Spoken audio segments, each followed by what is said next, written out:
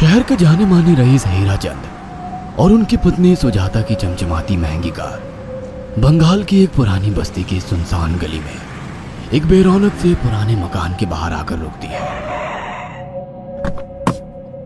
सुजाता, ये तुम मुझे किस जगह लेकर आई हो? ये तो कोई गरीबों की बस्ती लगती है। यहाँ ऐसा क्या है? हीराचंद के कुछ भी समझ में नहीं आ रहा था कि सुजाता उसे ऐसी अजीब सी जगह क्यों लाई है, जिस मकान में दिन में भी अंधेरा दिख रहा था और धुआं उठ रहा था। आप मेरे साथ अंदर चलिए, सब समझ जाएंगे। यहाँ हमारी हर समस्या का समाधान मिलेगा। सुजाता और हीराचंद आशंकित कदमों से उस मकान में दाखिल होते हैं। तभी उन्हें किसी महिला की बाहरी आवाज सुनाई पड़ती है। चले आओ, चले आओ। हीराचंद ने देखा कि उस मकान के अंदर अंधेरा था। अचानक हीराचंद की निगाह एक कमरे की ओर पड़ी, जिसके अंदर हल्की हल्की सी रोशनी आ रही थी और उस कमरे के अंदर से धुआं उठ रहा था। शायद उस कमरे के अंदर आग जल रही थी। है? ये किसकी आवाज है? यहाँ इतना अंधेरा क्यों है और ये धुआं कैसे उठ रहा है? मेरा तो यहाँ दम घुट रहा है। सुजाता और हीराचंद धीरे धीरे कदमों से उस कमरे के अंदर चले गए। अंदर वाले कमरे में बिखरे बाल वाली एक खूबसूरत सी बूढ़ी औरत सामने जल रही आग में एक मुर्गी की गर्दन काटकर उसका खून गिरा रही थी और मुर्गी का शरीर छटपटा रहा था। ये देखकर सुजाता को उबकाई आने लगी। हीराचंद ने सुजाता की ओर देखकर कहा, तुम ही मुझे यहाँ लेकर आई हो और खुद ही घबरा रही हो। कौन है ये भयानक सी शक्ल वाली औरत और हम यहाँ क्यों आए हैं? अचानक उस औरत ने एक झटके में मुर्गे की गर्दन धड़ से अलग कर दी। ये देखकर सुजाता के मुंह से चीख निकल गई और सेठ हीराचंद भी सहम गया। वो बहुत डरावना नजारा था। ये अघोरात आई हैं। ये हमें अपनी काली तंत्र विद्या से संतान सुख प्रदान कर सकती हैं। इसलिए मैं आपको यहाँ लेकर आई हूँ। कैसी बात करती हो? जहाँ बड़े से बड़े डॉक्टर सफल नहीं हुए, वहाँ ये मामूली औरत क्या कर लेगी? हीराचंद की बात सुनकर अघोरिताई ने गुस्से से हीराचंद की ओर देखकर कहा, नादान हीराचंद, काली विद्या में इतनी शक्ति है कि मरे को भी जिंदा कर दे। संतान पैदा कराना कौन सा मुश्किल है? तुम्हें मेरा नाम कैसे पता? क्या तुम सच में हमें संतान सुख दिला सकती हो? तुम जितनी दौलत मांगोगी मिल जाएगी, अगर ये संभव है तो। संतान का नाम सुनते ही हीराचंद की आंखों में चमक आ गई। वह संतान के लिए कुछ भी कर सकता था। तुम लोगों को मुझे एक नवजात शिशु लाकर देना होगा। मैं उस शिशु की बलि चढ़ा दूंगी और फिर वही शिशु तुम्हारे घर में फिर से जन्म लेगा। नवजात शिशु की बलि का नाम सुनते ही सुजाता और हरिचंद डर के मारे सिहर गए, पर उनकी आंखों में उनकी संतान का सपना ज्यादा बड़ा था। वह सब करने को तैयार थे। अघोराताई, आप जैसा कहेंगे हम वैसा करेंगे। बस हमें संतान सुख दिला दो। बिना वारिस के हमारी दौलत किस काम की? संतान सुख के लिए अंधे हो चुके सुजाता और हरिचंद अपनी नौकरानी शीला से एक नवजात बच्ची चोरी करवा के अघोरिताई को दे देते हैं।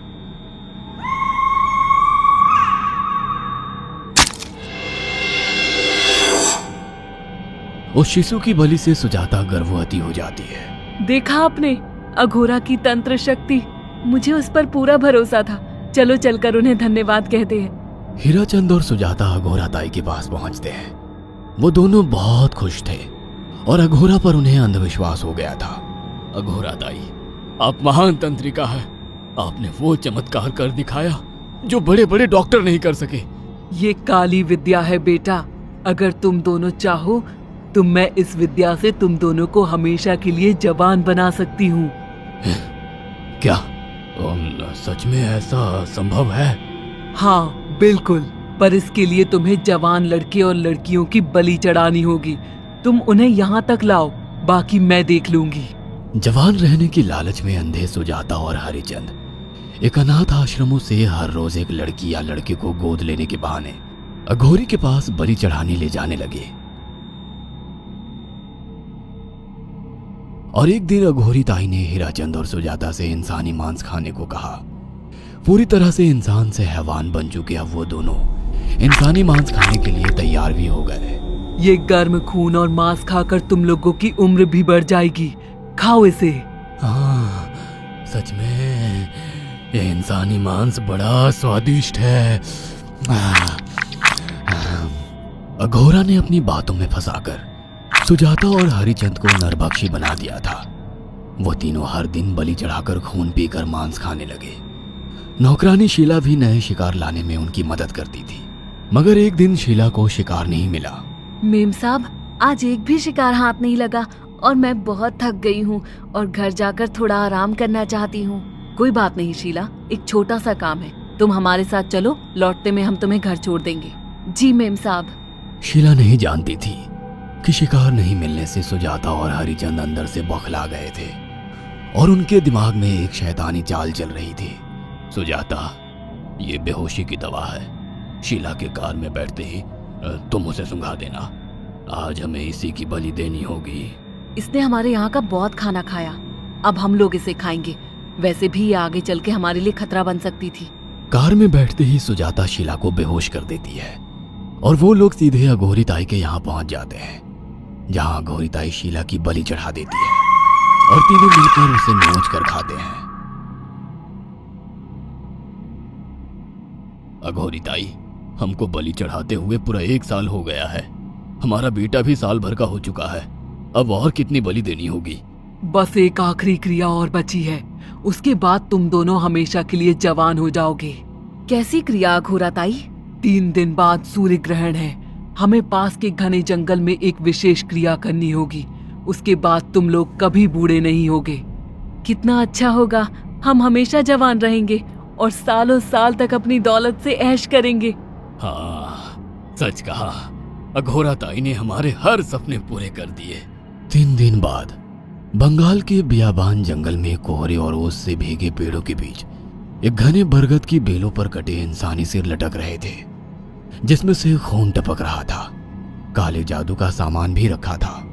कितनी भयानक जगह है ये, हर तरफ कटे हुए सर लटक रहे हैं। थोड़ी देर में सब समझ जाओगे। बैठ जाओ और मेरे साथ ये मंत्र दोहराओ।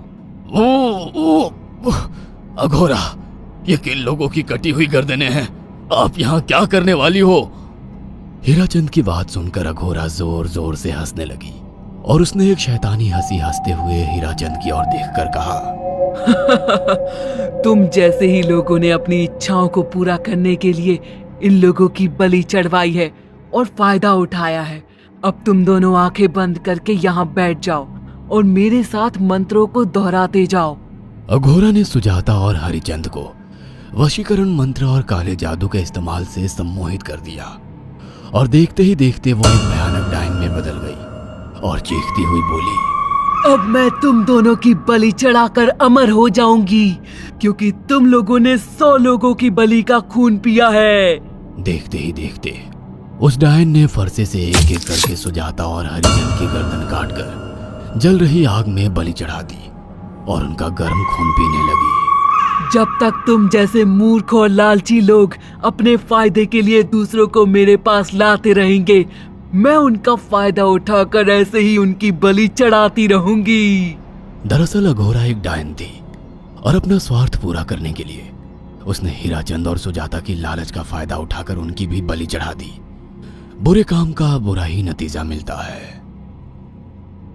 अगर आपको हमारी ये कहानी पसंद आई हो तो इसे लाइक और शेयर करना ना भूलें। साथ ही ऐसी और नई कहानियों के अपडेट्स पाने के लिए हमारे चैनल अक्षु टीवी को जरूर सब्सक्राइब करें।